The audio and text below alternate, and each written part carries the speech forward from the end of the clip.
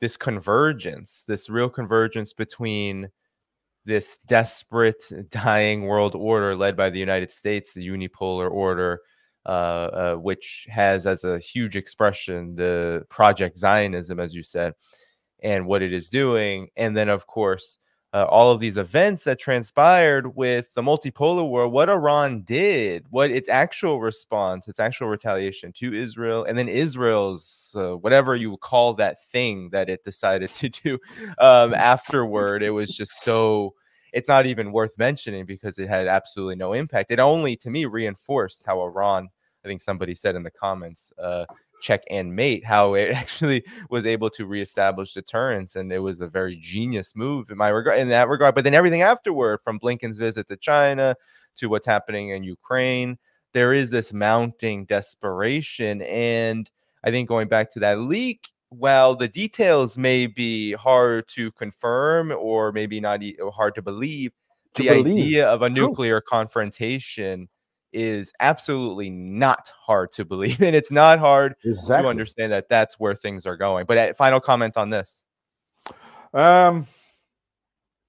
Sorry, Danny, because I was already thinking of, I'm trying to focus nowadays on the auspicious side for humanity, especially in this crucial year, the BRICS year, the year of the great decision of BRICS, you know. So while I was in Brazil, it was the first few days. This thing exploded on a Saturday morning. I had arrived straight from the airport on a Thursday night. I went straight to a conference, and then on Friday I was trying to settle down in South America a bit. And on Saturday morning you have a bomb in front of you.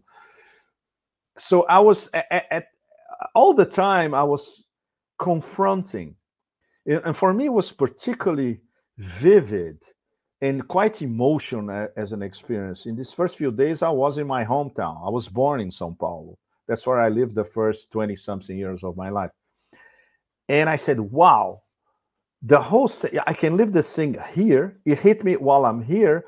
And at the same time, I have to pay attention to what Russia and China are going to do in the next few days, and Iran as well. And I am at one of the BRICS.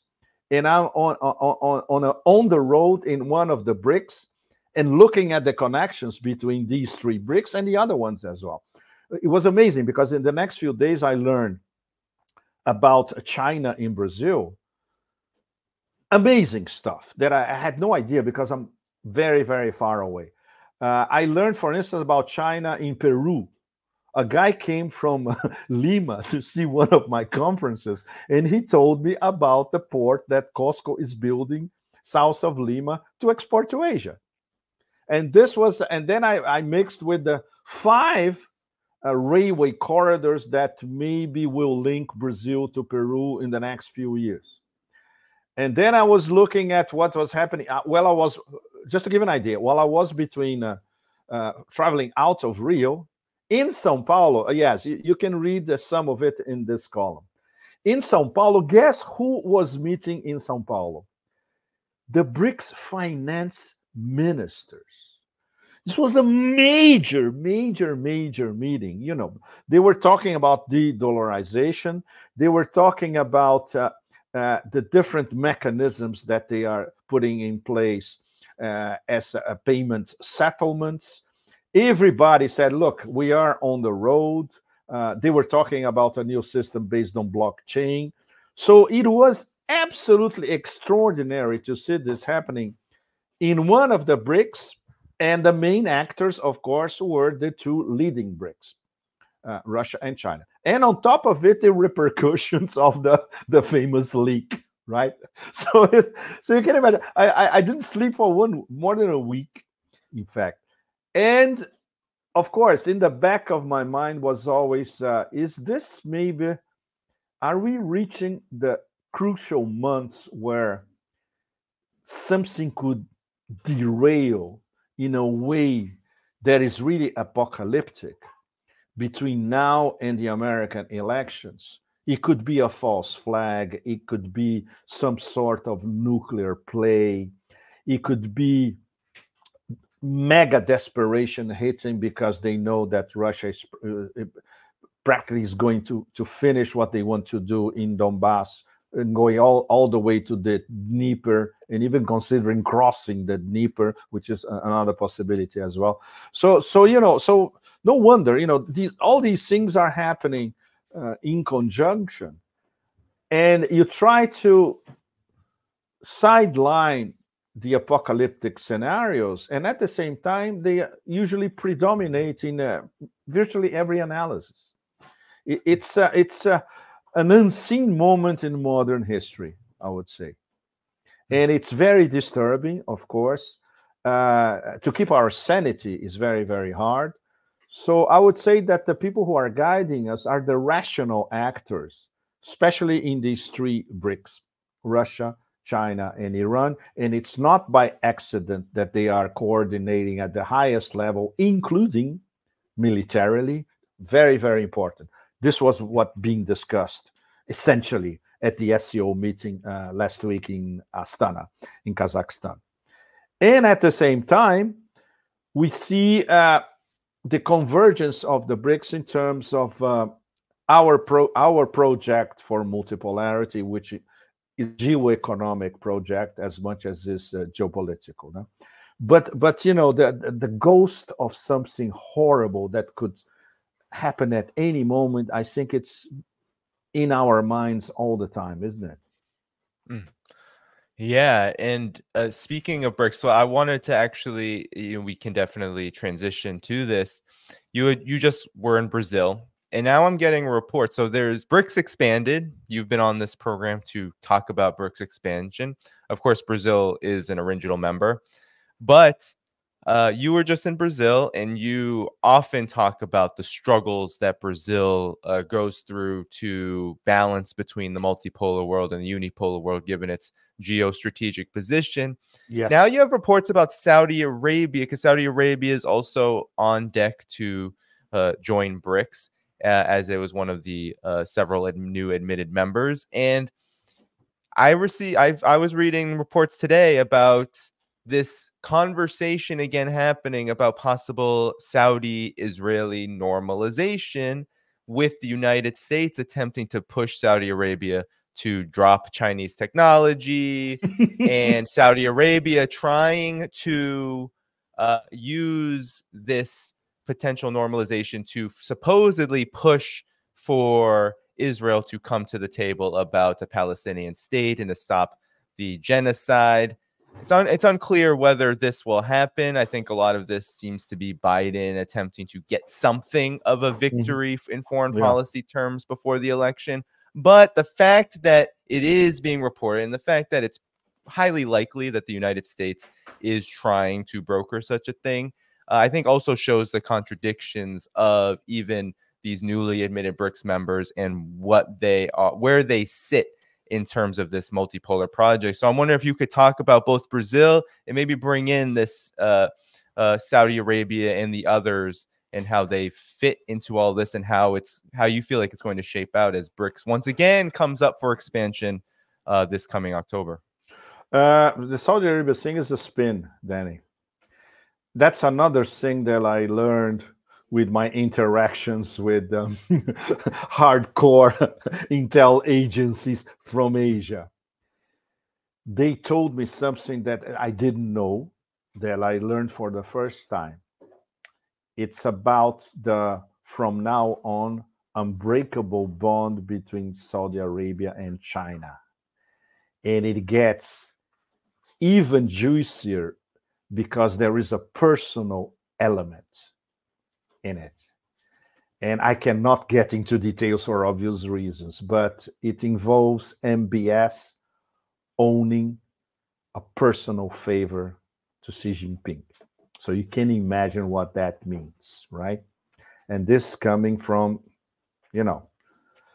So anything that the Americans are spinning about Saudi Arabia reactivating the adventure with Israel, which would include IMEC, the corridor that will be a sort of a new Silk Road, a Western New Silk Road, basically European Union, Israel, Saudi Arabia, Emirates, and India, which is that on the water. as we speak. So all that for the moment is spin.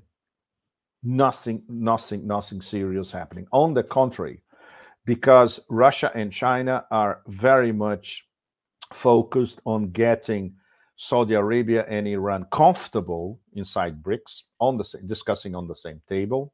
This is something that Lavrov told us at our meeting in Moscow in late February. He said, "No, our priority for the moment is to get everybody together, everybody comfortable, welcome the new members, and then we're going to start thinking about another expansion." Considering that the list is at least 40 and growing by the day. Everybody wants to get into BRICS, right? So Saudi Arabia and Iran, with Russia and China supervising everything, this is the real deal. And obviously the Americans, they need to come up with a counter spin to that based on fantasies, of course. And so once again, the facts now and from now on will dictate where we're going. The facts will tell us, if there's going to be some sort of reapproximation between Israel and Saudi Arabia, or we're going to have a more influential role of Saudi Arabia inside BRICS. So this means that Russia and China are leading this train, and Saudi Arabia is on board. So the facts will speak for themselves, right? Just like our leak that we're discussing in the beginning. So we are in a crucial wait and see moment in all aspects, geopolitical and geoeconomic.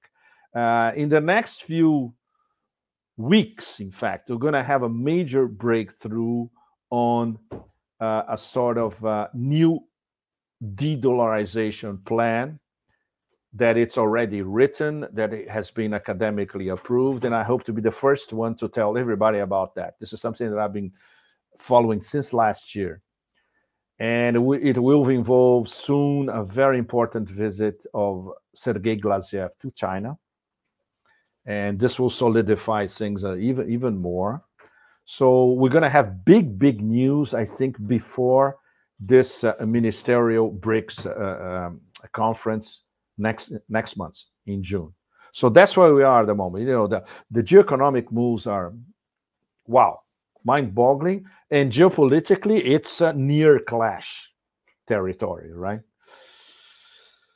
Yeah, and I'm curious about how that fits in, because I believe Vladimir Putin will be on his way to China very soon month? after it's in May. this month after it's in May, exactly. Xi Jinping gets done with Europe. I'm curious if you find there's any linkage there. What can be expected from that, given that there seems to be this timeline taking shape from the events in June that you talked about, and then the fall with BRICS expansion.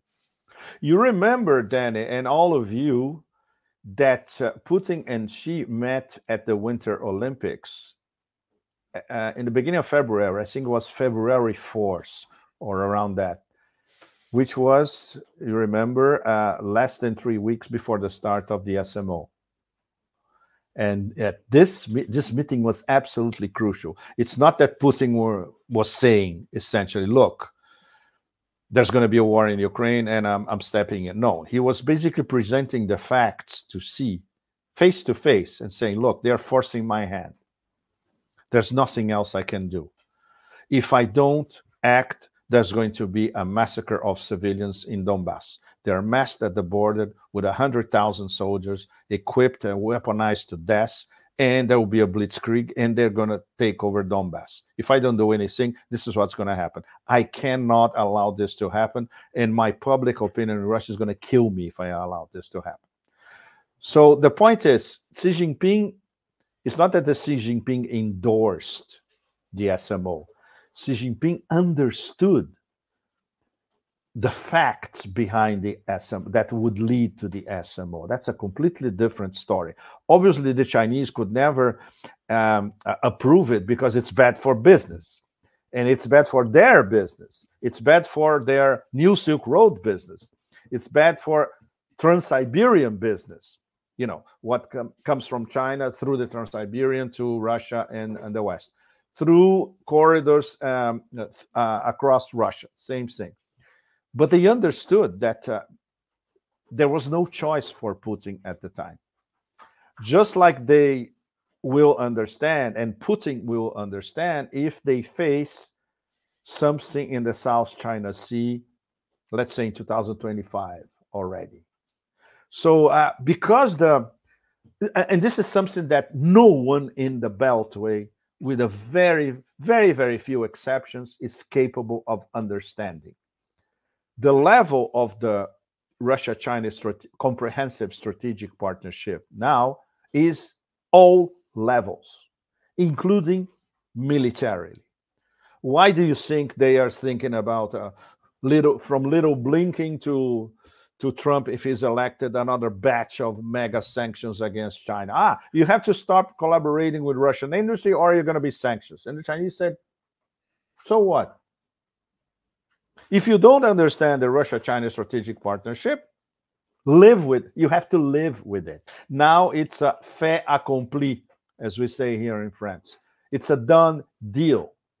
It's the most important strategic relationship in the world now. And this is the strategic relationship that is shaping where we're going next. BRICS, SCO, multipolarity, global majority, etc. So, and that explains the extra level of desperation when we have American politicians talking about the new axis of evil. Well, they are not very clever. No? It's always the same shit. And the new axis of evil is Russia, China, Iran. Of course, the three most important BRICS. And when I said that in Brazil, people were looking at me like this, and I was trying to explain to them, look, there's a serious problem of sovereignty. Brazil, with this new government, as much as Lula is trying everything he can, he's very good at swinging in the middle of, hit by all sides. But Lula now, he doesn't have the stamina that he had before. He doesn't have he's not as dynamic as he was in his first two mandates. He's surrounded by collaborationists, fifth columnists. It's very complicated. His government, there are ministries that are literally working for the Americans. There's one minister in Brazil that is called the John Kerry minister. Another one is the George Soros minister. It's very, very serious. The country is completely polarized, and it's not sovereign. I'm very sorry to say that, but this is based on facts. And this is a fact that last week I was trying to confirm with everybody that I talked to. People close to the government, the financial market, top academics, etc. And there's more or less a consensus. No, we're not sovereign. We are under foreign interference, and Lula is surrounded by all sides, and he has to be extremely clever to dodge all sorts of pressure. I'm sure many of you remember that in the interval between the end of Bolsonaro and the beginning of the Lula government, Jake Sullivan went to Brasilia with a list. This is what you have to do. So it's an extremely complicated situation. Only a guy like Lula, who's a master negotiator, can try to negotiate out of it. But it's not a sovereign power. And then it was fantastic because I was having discussions with the old school in Brazil. They had outstanding intellectuals. Some published. I was given a book before my last conference. I was given a book that is absolutely devastating, explaining since the 19th century how the whole conformation of Brazilian society and later the Americas in the 20th century prevented Brazil from emerging as a big power. So when you put this all together and you compare to the three sovereigns, these are the three real sovereigns: Russia, China, and Iran. Then you understand why Brazil inside BRICS is not as relevant as it should be, but it cannot be when it's under full pressure by the hegemon. So, it was great these past few days also to put in perspective all the internal complexities of Brazil. So, of course, the country where you're born, you have to pay extra attention, even if you're away for decades. which is my case, So I learned a lot this past few days, and I learned a lot about inside BRICS dynamics and what prevents Brazil from being one of the true leaders of BRICS. So now this role is it should be Brazil's, and now it's played by Iran, essentially. Right. Yeah. Well, and what's so, I mean, what is so striking about that too is from those on the outside, it's quite clear that Lula da Silva has to negotiate a pretty complex terrain when we can count several times in the last decade alone where Brazil's government has been under whatever it's called, lawfare, regime change, whatever you want to call it. Yeah, that has happened multiple times since over the last 10 years or so. So it's quite obvious that the internal dynamics are quite complex. And then we go to Saudi Arabia. I'm glad that you said that this is a spin, this attempt to normalize relations between Saudi Arabia and Israel. It would be suicide, certainly, for Saudi Arabia at this very hot moment to do such a thing and also reject Chinese economic assistance, which is just, as you said, mind-blowingly deep between Saudi Arabia and China. But at the same time, I think it's so important that you emphasize Russia, China, now Iran coming in, because these are the countries that are the power centers of all multipolarity. We see that, especially with China and Russia, what they're doing in relation to Gaza. I don't know if you've been following last month, Russia hosted the Palestinian resistance groups to talk about a unity government. Now China is doing the same. China is doing the same thing in the last couple of days. Yes. So your reaction to that, to close up on this multipolarity point? Yes, exactly. The column that I will finish the column after I talk to you and all of you guys. Exactly. This is part of the concerted Russia-China strategic partnership position on Gaza. They have, this is discussed really at the highest level. This is discussed, of course, at the level of Lavrov with Wang Yi, but it gets to the big panda and the big bear as well. And not to mention that they're going to be speaking in person in a few days from now. In fact, they're going to be, this meeting in person is good. They're going to be setting, okay, let's do the roadmap for the next few months up to our meeting at the BRICS summit in Kazan in October. That's what's going to be. And it will involve everything from BRICS discussions, multipolarity, de-dollarization, and also, of course, West Asia. The role of Iran, their collaboration with Iran. Never forget, all of you, there are 3 strategic partnerships in play. Russia, China, China, Iran, and Russia, Iran. They are all linked by strategic partnerships. So no wonder they're discussing everything, So on the other side, we don't have that. On the other side, we have essentially a bunch of vassals in Europe. We have a hegemon that is lost in space, literally. And we have the aircraft carrier going completely crazy. What sort of strategic depth we have ahead? Less than 0. No wonder. We have threats. We're going to invade the Rafah. We're going to deport 1.4 million Palestinians. We're going to clear Rafah as we cleared North Gaza. That's what we got. It's another question, Danny, that is popping up, and I would say all over the place. I heard this from Asia. I heard this from Russia and post-Soviet space. I'm going to hear this I'm going to Italy soon. I start to hear this from Italy as well, and I heard it in Brazil as well. Who will be able to rein in the genocidal entity? Everybody across the global majority and even parts of the global north now is asking the same question. Okay, they broke all the rules. They crossed every red line anywhere. Who's going to rein them in? What does it take? What will it take? So I think this is probably the key question for this year and for the next few years.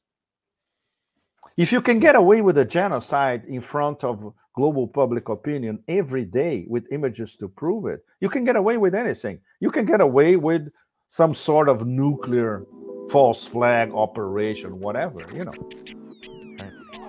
Thank you for tuning in to my latest video. I appreciate all of your support. This channel, however, needs your help.